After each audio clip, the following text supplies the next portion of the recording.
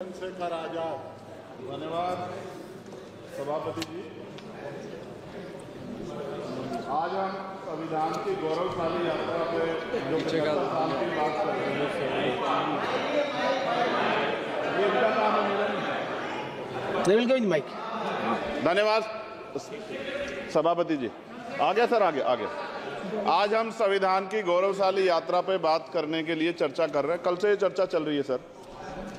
मैंने बहुत सारे दोनों पक्ष के और जितने भी हमारे मेंबर हैं सुना सर, उनको बड़े बड़े नेता हैं सर। इसके भाग 1 में लिखा हुआ है India that is Bharat, Hindustan नहीं लिखा हुआ है सर। लेकिन सारे नेता संविधान पर चर्चा कर रहे हैं लेकिन हिंदुस्तान ही कहेंगे, भारत कहने की हिम्मत नहीं जुटा पा रहे। ये बड़ा सवाल है सर कि क्या संविधान के हिसाब से बात रखी जा रही। मैं धन्यवाद दूंगा फूले साहू बाबा साहब अम्बेडकर को और मेरे नेता मान्यवर साहब श्री काशीराम को। 25 नवंबर 1949 को संविधान को सौंपते हुए डॉक्टर बाबा साहब अम्बेडकर ने कहा था कि 26 जनवरी 1950 को हम विरोधाभास भरे जीवन में प्रवेश करने जा रहे हैं। राजनीतिक जीवन में तो हमारे पास समानता होगी, लेकिन सामाजिक और आर्थिक जीवन में असमानता होगी। क्या ये चुनौती आज 75 साल बाद दूर हुई है? भारत ने 26 जनवरी 1950 को संविधान लागू होने के साथ खुद को एक संप्रभु लोकतांत्रिक और गणतांत्रिक राज्य होने का ऐलान किया। लेकिन सर उस समय संविधान की स्थिति ये थी कि जैसे गांव का कोई आदमी, मैं 50 की बात कर रहा हूं, वो 50 साल पहले शहर में आ जाता और बड़े लोगों की महफिल में चला जाता, उस जहां वो खाना खा रहे हो, और वो टेबल पे नैपकिन को खा के जो है ये कहता कि ये तो फीका, क्योंकि वो जानता ही नहीं था, वो समझता नहीं था संविधान को। संविधान है क्या? संविधान उसके लिए महज दस्तावेज था। ये जिम्मेदारी थी राजनीतिक दलों पे कि वो संविधान को व्यवहार में लेके आते। और इसके इतने सारे आर्टिकल हैं, अगर इनको व्यवहार में लाया जाता तो मुझे लगता कि आज देश बहुत बदल गया होता। बाबा साहब ने कहा था कि लोकतंत्र भारतीय भूमि का केवल ऊपरी पोशाक है, उनके अनुसार यहाँ की संस्कृति अनिवार्य तौर पर लोकतांत्रिक है। भारत जैसे गरीब और गैर बराबरी वाले देश में संविधान के जरिए छुआछूत खत्म करना, वंचितों के लिए सकारात्मक उपाय करना, सभी वयस्कों के लिए मतदान का अधिकार देना और सबके लिए सम्मान अधिकार तय करना, ये बहुत बड़ी उपलब्धि थी सर। ये संविधान है कि आप वहां बैठे हैं और मैं यहां खड़ा होकर अपनी बात रख रहा हूं, और इस देश में आदिवासी महिला के तौर पे जो है राष्ट्रपति बनी है, और प्राइम मिनिस्टर तो नहीं बना, लेकिन शेड्यूल कास्ट के बड़े नेताओं को भी जो है राष्ट्रपति बनने का मौका मिला। इस संविधान की देन। अगर वोट हम पे नहीं होता तो शायद अमीर और जो राजा महाराजा खुद को मानते हैं हमारी गलियों तक नहीं आ पाते, हमारे हाल नहीं जान पाते। आजादी का मतलब सर सिर्फ अधिकार पाना भर नहीं है, इसके लिए हमारे संविधान में सरकार और नागरिकों के अधिकारों के साथ साथ उनके कर्तव्यों का विस्तार से उल्लेख किया गया है। बाबा साहब ने संविधान सभा में दिए गए भाषण में कहा था कि स्वतंत्रता आनंद का विषय है, पर अब हमें अपनी जिम्मेदारियों पर भी ध्यान देना होगा। संविधान ने सुनिश्चित किया कि रानी के पेट से राजा जन्म नहीं लेगा, वोट से नेता तैयार होगा। आर्थिक बराबरी के लिए सरकार क्या कर रही है? गरीब और गरीब हो रहा है और अमीर हो रहा है। सुबह उठते कहीं बम की धमकी मिलती, कहीं दंगे की। ये अमृत काल है सर, यह धमकी काल है। कितना बढ़ रहा है आर्टिकल 15 सर।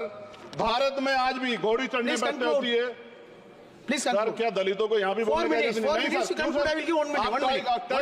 अगर सबको 4 मिनट दे दो, ये भेदभाव नहीं चलेगा दलितों के साथ। Time is 4 minute. Don't waste भाई सर, आप क्या करो? अगर सबको 4 मिनट दिए तो आप मना करो, मैं बंद कर देता हूँ उसको। क्या दलितों को सबसे आखिरी में नंबर मिलेगा और बोलने का मौका मिलेगा? क्या मजाक कर रहे हैं सर आप? नो, ये all independent people are having only 4 minutes. You take sir. Independent मैं अपनी पार्टी का मेंबर हूँ सर, और जीत के आया हूँ सर, किसी की दया में नहीं आया।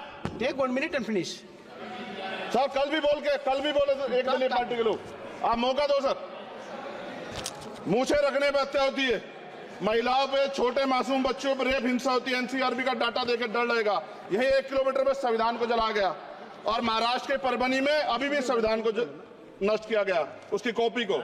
आर्टिकल 25-26 में संविधान में सभी को धार्मिक आजादी। कहाँ है दलितों की, मुसलमानों की, जैनों की, बौद्धों की, ईसाइयों की? छत्तीसगढ़ में सतनामी समाज को संविधान की अपनी धार्मिक आजादी के आधार पर जो है उनको अपमानित करके जेल में बंद कर दिया। संभल, अजमेर, अयोध्या सब इसका उदाहरण है।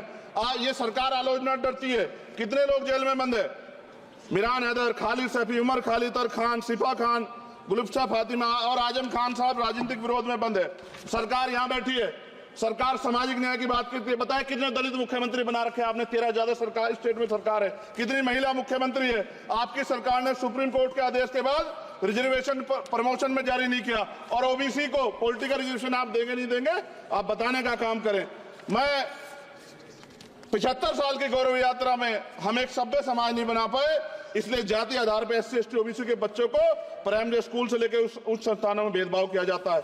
सरकार निरंकुश हो गई, कोई बुलडोजर से कार्रवाई करता है। कल मंत्री जी ने कहा हमने राष्ट्रीय पिछड़ा वर्ग आयोग बनाया, 69 शिक्षक भर्ती में उसकी सिफारिशों को नहीं माना। EWS के जरिए आपने संविधान पे आरक्षण के प्रावधान पे हमला किया। 1 मिनट में खत्म कर रहा हूं सर।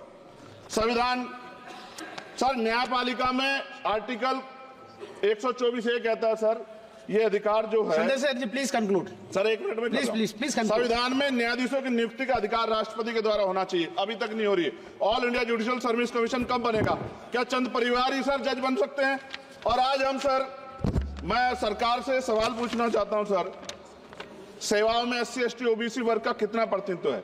भारत सरकार के मंत्रालयों के अधीन PSU में, बैंकों, बीमा कंपनियों में और स्वस्थायी संस्थानों में आउटसोर्स तथा कॉन्ट्रैक्ट पर वर्तमान कार्यरत कर्मचारी कुल कितनी संख्या है? आउटसोर्स और कॉन्ट्रैक्ट में कार्यबल SC ST OBC कितना प्रतिशत है? निजी क्षेत्रों में कार्यरत कर्मचारी, उनके SC ST OBC की वर्ग लाभ। सर खत्म कर, लास्ट पॉइंट सर।